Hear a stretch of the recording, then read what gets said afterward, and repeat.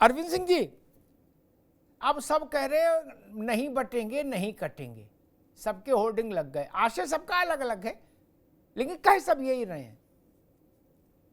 सपा के ऑफिस के बाहर भी एक पोस्टर लग गया है कि नहीं बटेंगे नहीं कटेंगे, नफरत फैलाने वाले 27 में हटेंगे। इसी तरह के नारे सबने ले खोज लिए हैं। फिर शिवपाल जी बात क्यों कह रहे हैं कि ऐसी बात बोलने वाले बाद में पिटेंगे?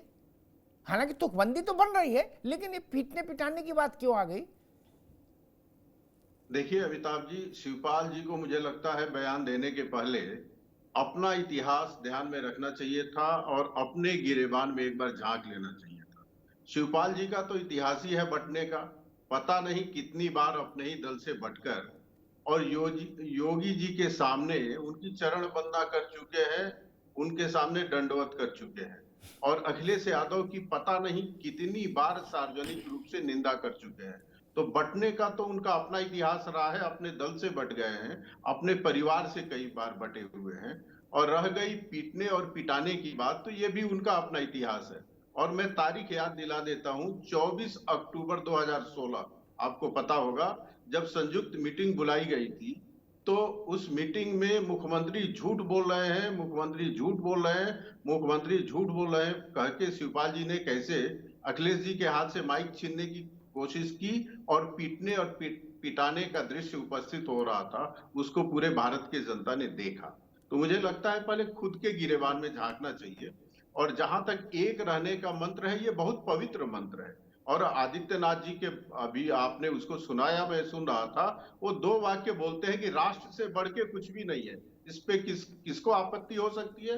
राष्ट्र तो सबसे बड़ा है, हमारा देश सबसे बड़ा है। और आगे वो बोलते हैं कि एक रहोगे तो नेक रहोगे। तो एक तो रहना चाहिए, वेद भी कहता है तुम एक रहो। और पंचतंत्र में हम कहानी पढ़ते हैं कि एक किसान के 5 पुत्र थे, आपस में लड़ते थे, तो किसान ने बुला के उनको समझाया और एक एक लकड़ी दिया और कहा तोड़ो, तो तोड़ दिया। और 5 लकड़ियों का एक गट्ठर बना के दिया तो कोई तोड़ नहीं पाया। तो उसने कहा कि एकता में बल होती है। तो समाज को एक तो रहना ही चाहिए। अब जिनको बांटना है समाज को, जिनको समाज में विभेद करना है और जिनकी राजनीति केवल लड़ा के आगे बढ़ने की है, वही विरोध कर रहे हैं। नहीं तो एकता की यदि इनकी मंशा होती तो आगे बढ़ के और राजनीति से ऊपर उठकर कहते कि योगी जी का बयान सही है और राजनीति से उठकर हम इस बयान के साथ। ठीक है अरविंद जी। चंचल यादव जी, अरविंद सिंह जी कह रहे हैं कि भाई बंटने का इतिहास तो चाचा का पुराना है, फिर उन्होंने कुछ तारीखें बताई, कुछ घटनाएं बताई। मेरा प्रश्न ये कि बटेंगे नहीं बटेंगे, इसमें अपने अपने नारे खोजना अलग बात है, लेकिन फिर बाद में पिटेंगे, इसमें पिटाई जोड़ देना समझ नहीं आया। क्यों अचानक से ये स्मरण आया समाजवादी पार्टी को कि पिटाई का एलिमेंट इसमें डालो? नहीं, देखिए, सबसे पहले तो मैं धन्यवाद करता हूं क्योंकि आपने बहुत अच्छी डिबेट रखी है। इससे बीजेपी का चेहरा उजागर हो जाएगा। मैं उजागर करना चाहता हूं, सुन लीजिए आप। देखिए, आपने बात हम लोग कर रहे थे कि बांटने वाले आज लोगों को कह रहे हैं कि बटोगे तो कटोगे। अभी आप देख लो कि जो लोग विश्वविद्यालयों में नियुक्तियों को लेकर के घोटाला करते हैं, उसमें गोरखपुर विश्वविद्यालय में नियुक्तियों के मामले में मुख्यमंत्री अपने सजाती लोगों को भरते हैं। आपने देखा होगा अभी मोहित पांडे की कल घटना हुई, आदरणीय मुख्यमंत्री जी एक दिन के अंदर मुलाकात भी किए, उसके अलावा 10 लाख का मुआवजा भी दिया। मैं तो कहता हूँ हमारी पड़ोसी घटना है, मेरे घर से 100 मीटर दूरी पे घटना है ये। उनको तो कम से कम 1 करोड़ का मुआवजा मिलना चाहिए था। लेकिन वही 16 दिन पहले अमन गौतम, अरविंद सिंह जी सुन लीजिएगा, मैं आपको बता रहा हूं, अमन गौतम लड़का जो है जिसकी हत्या होती कस्टडी में, लेकिन मुख्यमंत्री की तरफ से एक भी मुआवजा नहीं मिलता। आदरणीय अखिलेश यादव जी ने 2 लाख रुपए का चेक भिजवा करके मिलने का काम किया। और 1-2 घटनाएं नहीं है, आपको याद होगा विवेक तिवारी हत्याकांड, लखनऊ के अंदर एप्पल का सीईओ जिसको 1 करोड़ रुपए मिलता है, उनकी पत्नी को गस्टेड ऑफिसर बनाया जाता है और मकान मिलता है। और आपको बगल में घटना आप देख लो, पुष्पेंद्र यादव का जो फेक एनकाउंटर का झांसी वाला, उसके पास जो है उनको जो है ना कुछ मिला, उनकी पत्नी ये बात क्या करके। चंचल एक मिनट ये बांट रहे हो आप। ये मसला ये नहीं, मसला आज ये है कि अब बटेंगे तो कटेंगे ये नारा आया, उस नारे पर अखिलेश शिवपाल यादव ने कहा ऐसा बोलने वाले बाद में पिटेंगे। अब मसला ये कि पिटाई की बात कहां से आ गई? मैं सर उस पर भी आता हूं। देखिए, पिटाई का मतलब है कि जनता ऐसे लोगों को जो है वोट की ताकत से उनको नफरत करने वालों को हटा देगी, मतलब ये था। पूरा माननीय शिवपाल जी का कहने का मतलब ही था। लेकिन अरविंद सिंह जी बहुत वरिष्ठ पत्रकार हैं, उन्होंने ना जाने क्या क्या बातें कह दी, मैं उन बातों पे नहीं आना चाहता। लेकिन एक बात मैं कहना चाहता हूं, अगर आपने देखा होगा कि बांटने वाले कौन लोग हैं श्री राम मंदिर ट्रस्ट में, आप मुझे बताओ बांटने वाले कौन लोग हैं अरविंद सिंह जी? श्री राम मंदिर ट्रस्ट में केवल एक ही जाति के लोगों को भर दिया जाता है। आप बताओ क्या पिछड़े समाज का व्यक्ति हिंदू नहीं है? आपने उस ट्रस्ट में क्यों नहीं रखा? कौन बांट रहा है? आप मुझे बताओ। आपको नहीं दिखाई देगा? ये तो बांटने वाले कौन लोग हैं? बीजेपी के लोग। आप सोचिए, जिस देश में 2500 जातियां, तकरीबन 22-23 हजार उपजातियां हैं, उस बांटने वाले लोग जो जिन लोगों ने जातियों को बांटा, और आज वो कह रहे हैं कि बटोगे तो कटोगे। इनका चेहरा सर, ये विश्वविद्यालय में एनएफएस का मामला हो, चाहे जो 69 शिक्षकों की भर्ती का मामला हो, पिछड़ों का न्याय करने का मामला हो, हर जगह बांटने का काम कर रही है सरकार। इवन की सर लाशों पे राजनीति कर रही है। अभी रुकना होगा।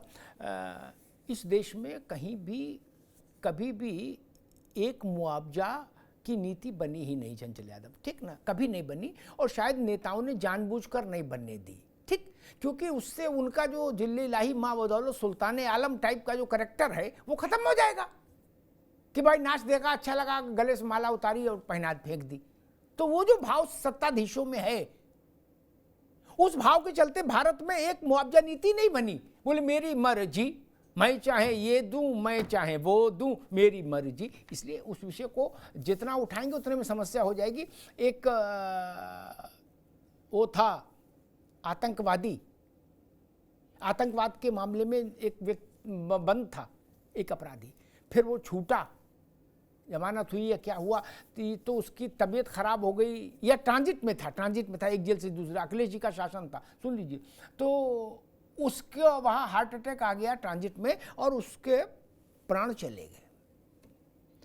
उत्तर प्रदेश की सरकार ने एक मंत्री को भेजा 25 लाख का चेक देके, मेरी मर्जी, बोले दे के आओ।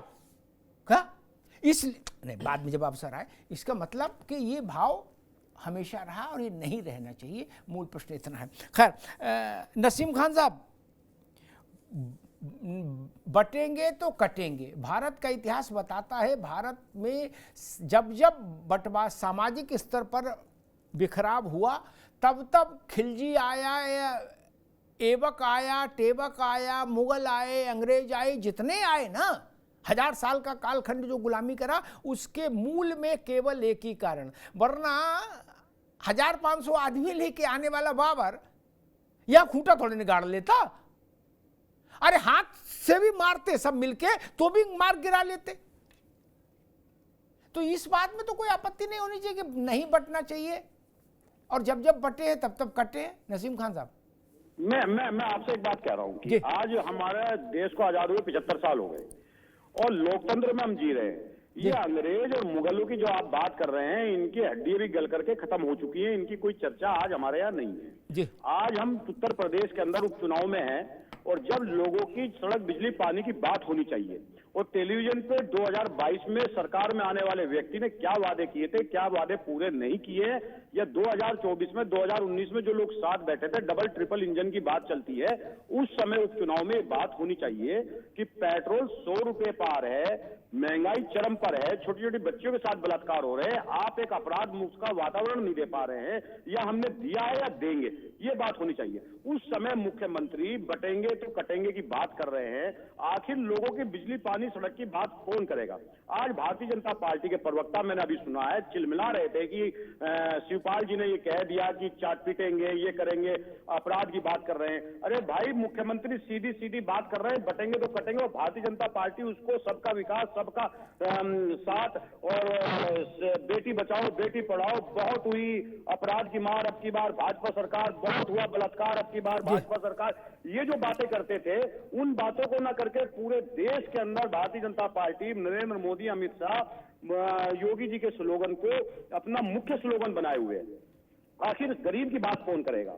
आम आदमी की बात कौन करेगा? मैं आप ही के चैनल पर कहना चाहता हूं, पिछली डिबेट में मैं आपके साथ था, आप इंदिरा जी की बात कर रहे थे, एंकर को बोलना और आप जैसे बड़े एंकर को बोलना तो हम जैसों के लिए आसान नहीं होता, लेकिन मेरे अंदर इतना हौसला आया है कि आप बात कर रहे थे, इंदिरा जी को याद करिए, वहां पर बहराइच के अंदर नाखून खींचे गए, ये किया गया, पूरा एक एजेंडा चलाया, बाद में पोस्टमार्टम रिपोर्ट आई, पता चला ऐसा नहीं हुआ, फिर उसके बाद विधायक ने ही कंप्लेंट कराई भारतीय जनता पार्टी के वर्करों के ऊपर कि मेरे बेटे को मारना चाहते थे, वो तो मिश्रा गलती से मर गया, ये तो विधायक के अपने ही विधायक के बेटों को मारना चाहते थे। ये राक्षसी प्रवृत्ति जो आज सरकार के अंदर बैठ गई है कि दंगा कराने के लिए अपने ही लोगों को मारना, जैसे गांव देहात में साजिशन कोई बुढ़े व्यक्ति को मार देते थे दूसरे को हत्या में 302 में फंसाने के लिए। अरे भाई, इन सब के बीच में मैं तो एक बात कहना चाहता हूं, सारे प्रवक्ता बैठे हैं, देश को समझना चाहिए। ठीक है नसीम खान, अभी रुकना होगा, ठीक है अभी रुकना होगा, अभी रुक जाओ। मैं बीजेपी के पास आऊं, उससे पहले 2-3 बातें कहना बहुत जरूरी। नसीम खान ने कहा कि क्या मुद्दे होने चाहिए।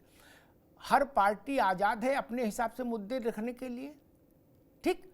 कांग्रेस महंगाई के लिए पूरे देश में जेल भरो आंदोलन करे, कोई रोक रहा है उसको? क्यों नहीं करती है? राहुल गांधी धरना दे, प्रियंका गांधी आमरण अनशन करे, कोई रोक रहा है? खड़गे जी को भी बैठाओ। जितने मुद्दे गिना रहे हैं नसीम खान, उन सब पर धरना दो, प्रदर्शन दो, भारत बंद का आह्वान करो। कोई रोक रहा है? किसी ने हाथ पर बांधे हैं क्या? दूसरे को क्या करना चाहिए ना बताओ महाराज। आपको क्या करना चाहिए आप तय कर लो।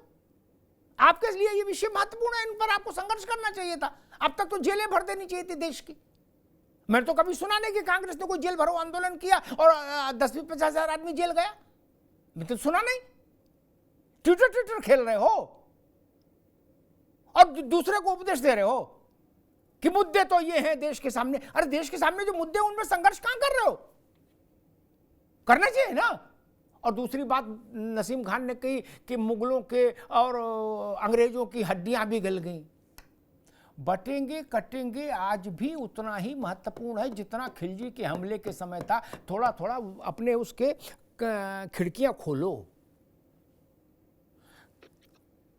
कहीं बम विस्फोट होता है, कहीं आतंकी गतिविधि होती है, उसका रिमोट सीमा पार होता है।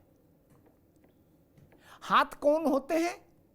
यहीं के लोग, स्लीपर सेल जिनको बोलते हैं, वो तो यहीं के होते हैं ना। इसलिए बटते हैं तो कटते हैं। समझ लीजिए अच्छे से। मुगलों के समय समस्या समाप्त नहीं हो गई। जहां अभी देश को कमजोर करने की साजिश हो रही है, साजिश करने वाले पाकिस्तान में बैठे हैं, लेकिन उसको ऑपरेट करने वाले हाथ तो यहीं के हैं।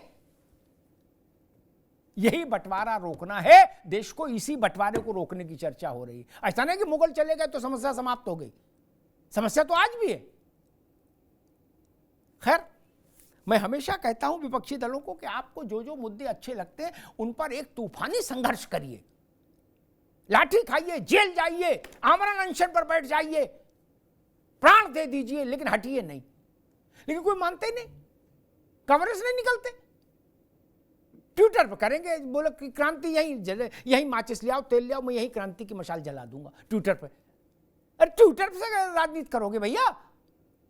खैर, आनंद जी, विपक्ष कह रहा है, सपा और कांग्रेस कह रही है कि बांटने वाले तो आप ही हैं और आप ही कह रहे हो कि बटोगे तो कटोगे। आनंद जी। जी, मुझे थोड़ा समय दीजिएगा क्योंकि कई सारे प्रश्न उठे हैं, तो सबका बारी बारी से जब जी। देखिए ब्रिजेश जी, बांटने का इतिहास किसका है ये सबने देखा है।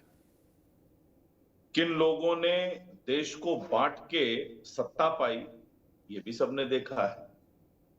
किन लोगों ने निर्दोष सिख भाई बहनों की हत्या कराई ये भी देश ने देखा है। किन के कार्यकाल में एक से एक दंगे हुए ये भी देश ने देखा है। समाजवादी पार्टी की बात कर लीजिए तो अभी अरविंद सिंह जी ने बहुत सारी चीजें बताई, उस पर क्या दोबारा से जाऊं। आदरणीय बहन मायावती जी के साथ जो किया उसको भी देश ने देखा है। तो ये तो इनके चरित्र चाल चलन की कहानी। अभी मैं सुन रहा था अखिलेश जी का एक बयान जिसमें वो कह रहे थे लैब में तैयार किया गया ये नारा। एक्चुअल देखिए, जब से ये नारा आया है इतने सटीक जगह लगा है कि सबको बेचैनी हो, और फिर सब इसी नारे पे घूम के आ रहा है।